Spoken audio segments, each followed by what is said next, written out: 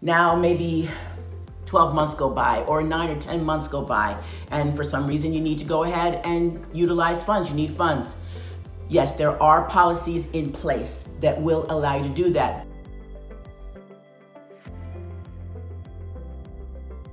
Okay, so you have some questions and I have some answers. I have medical issues. Will I be denied? I have medical issues. Will I actually be approved for a policy? That depends. It varies from person to person based upon their medical information that they provide and their history. It's also important to note that the Medical Information Bureau, they are the ones that actually ascertain, okay, this person is a worthy risk. We'll go ahead and insure him or her or them. I want to be respectful to pronouns. So because of that, it does depend based upon what the Medical Information Bureau, the MIB, says. They will make that final determination on whether or not you're a good candidate for them to go ahead and insure. When they make that decision, then what happens is the underwriter has to go with that. The underwriter cannot override their decision. But a lot of times I think the public is under the impression that, oh, well, the underwriter just went ahead and declined me. No, the Medical Information Bureau, they're the ones that actually declined you or approved you, okay? Hopefully that clears up that misconception. Can I make money on a policy? That's cute. It's a valid question. The short answer is yes. Some policies, I can't say all policies, but some policies allow you to collect interest and make money. They have an interest index feature on their particular policy. Some of the carriers that I am contracted with offer that feature. So there are some policies that, yes, you can make money in that sense where you're collecting interest. One person had said to me, well, what's the difference? I mean, I can do that with a bank where I'm collecting interest on a bank account and a savings account or what have you. Sure, absolutely, no argument there.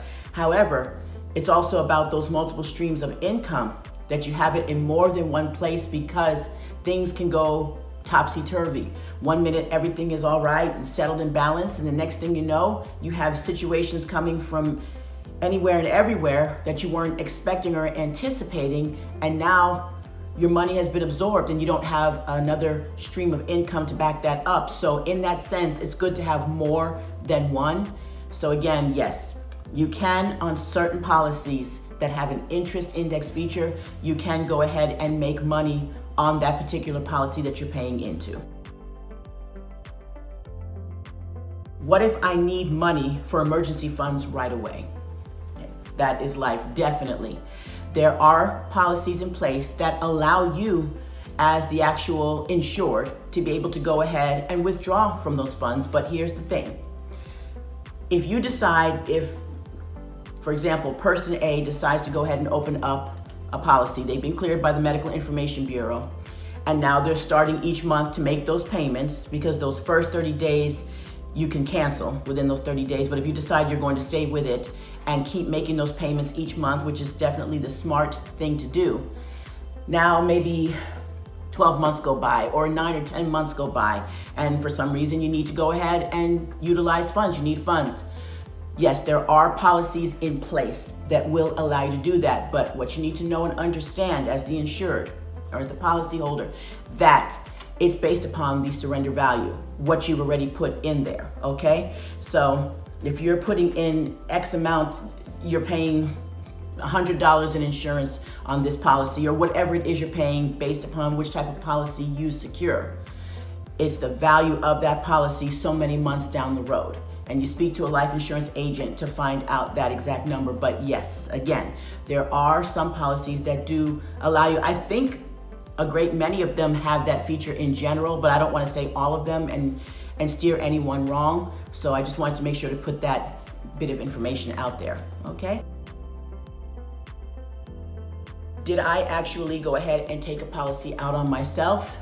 The short answer, yes, I did. Why? Why? Well, the reason I did that was because of what happened to my father. What happened to him?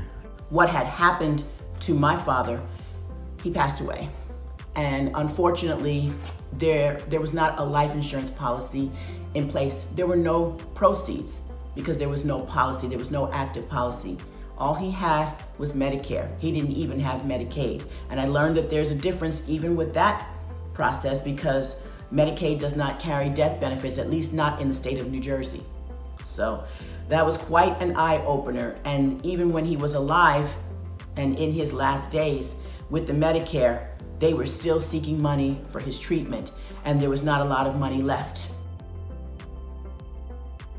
In terms of how we dealt with that was, thank God, my great-grandmother, not my great-grandmother, but my grandmother, before she had passed away a number of years ago, she had set aside funds for all of her sons, one of them being my father, that they could use towards their final expenses later on in life. And I am so grateful that she did do that. She set it up years and years ago, okay? So because of that, we were able to utilize money from that to be able to pay for my father's funeral, which came to an excess over $10,000. So,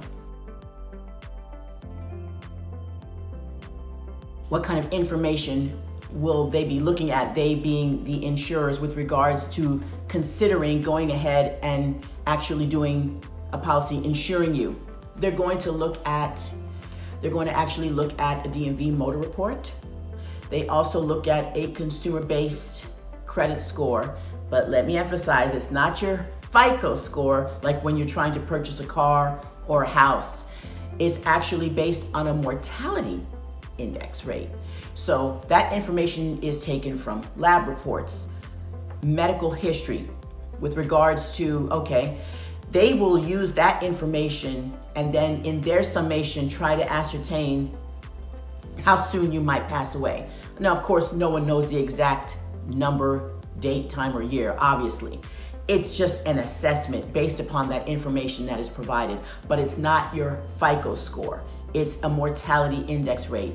If you're purchasing a lot of prescriptions, they'll want to know why. Certain ones will want to know why. And they may assess, okay, this person has this particular condition that they're treating. Yeah, we can go ahead and insure them, or no, we're not going to. Those are some of the harder ones to deal with and the harder answers to give, because people are human and people need help every now and then. Actually, more than every now and then.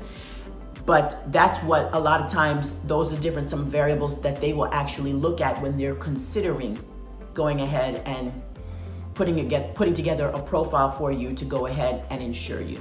But I would like to leave all of you with this. Tomorrow's not promised. I know we don't like to talk about it. We definitely don't like to hear it, but it's something that we need to hear, okay? Tomorrow is always up in the air, but at least coverage can be there. So California, please do the best that you can. Californians, do the best that you can to get covered if you can. And I know that's easier said than done, because there seems to be so many hoops and hurdles that people are jumping through to get insurance, and that's not right. And I do hope that the industry will reevaluate that. And actually, with that being said, I do also know of carriers that don't require a medical exam. From 18 to 60 years old, you don't have to go to a doctor and actually take an exam, but they'll still ask you questions, or they may have exams that are minimally invasive, okay? So if you have any questions, feel free to text me at the number stated below, and also reach out to me if you're thinking that you might need to be insured or just have a situation that you want to discuss to see about being insured, and I will go ahead and assist you with that. My license number is on there. It's 427-6392. I am licensed to sell insurance and write policies, transact insurance and write policies in the state of California. Again, you take care, stay safe, and keep on living.